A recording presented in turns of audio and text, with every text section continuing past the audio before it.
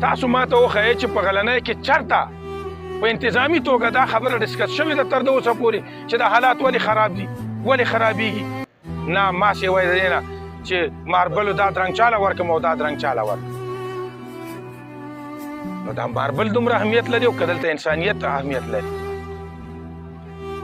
چې د ډېر وخت نه دلته دا خبره کېدله چې یاره داسې ګروپ پیدا شوی دی داسې ګروپ پیدا شوی داسې ګروپ پیدا شوی او د هغې چا مخنیوی نه کو او بیا دا مسله دا ایشو دا به کم از کم د ورځې شوې ده او د ورځې وشو په 2 غنټې کې په دې ملک کې دا سړی چېرته لاړی چې د دومره د سرجري وکړه او دې ځای نه چې دی نو د واردات وکړل او دا واردات دا اغستي دا د چېرته وړو دا خو به دی یو ځای ته وړي دا خو داسې ازجا ده چې دا ضایع کېږي دا به ته ځای ته رسوي نو چې کله دې ځای ته رسوي په دې سړک به رواني نو تاسو نه تپوس کومه ما ته په دې سړک تللی شو تاسو وګورئ که نه زمونږ یې په کړپه کې ټول د ماربلو ګاډي ودرولي وي دا به نه خوځي نو د ماربلو ګاډی به نه خوځي او زما ګردې به رواني د ماربلو ګاډی به نه خوځي او بم به رواني د ماربلو ګاډی به نه خوځي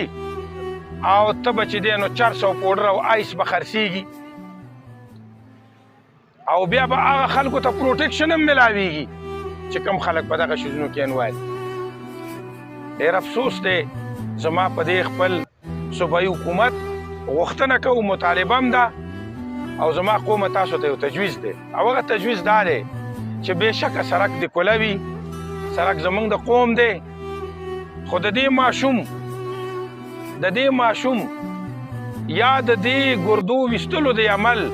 یا دلته د بدامني جوړول او امن خرابولو پورې چې دلته یو سم ضمانت نه ورکړی شوی نو په دې ځای کې د یو مستقل درنه روانه شي هغه درنه دې ناستی او درنې ته خپل کارونو ته ځئ او مازدیګرو ته راټولېږئ چې دغه احتجاج هم جاري او که داسې نه کوئ نو د مړو قومونو چې څوک خوب کوي د هغه میخه نر کټی راوړي دا خبره به هم دله په څه باندې ورواړئ بیا ګرځئ بیا به په بل څه باندې هغه شی ورواړئ عزیزانو دلته بتې اخیستی شي که نه شي اخیستی صفا خبره کوئ بتې اخیستی شي دا د دې صوبایي حکومت او د دې انتظامیه ذمه داري ده که نه ده چې ما د بتې نه خلاص کړي ولې دې ته نه دی خبر دې ته ښه خبر دی بته اخیستی شي بدم نشته زما نه پکې د بتو نه وروسته اوس پکې زما نه ګردې هم شروع شو قومه تاسو به د کمې پورې ودئ تاسو به د کمې پورې د دې بدبختو سره مخامخ یې او د قومونه تل عمر غر کېږي که لږ هم ځان راویښ کو زما تجویز دغه دی تاسو دې له کمیټي جوړه کړئ داسې مه کوئ هر کار بغیر د کمیټۍ نه کېږي دلته دې ته اوس دې ځای کې زما سفیرونه کېنئ کمیټي جوړه کړئ موږ به هم شاته ولاړ یو د هغې به موږ دغې درنې ته یو چې تر څو دغه کمیټۍ سره صفا خبره نه شوې موږ پکې هېڅ د مشرۍ کردار نه لو چې ګنې زه به مشر یم فردوس به مشري حضرت خان به مشري هغه کمیټي به مشرئ موږ به ورسره یو دا زموږ کار دی چې موږ سیاست کوو موږ به یې شاته ناست یو او که موږ سیاست نه هم کوو موږ د دې خاورې باشندګان یو موږ به راځو دلته به د دې خپلې خاورې تپوس کوو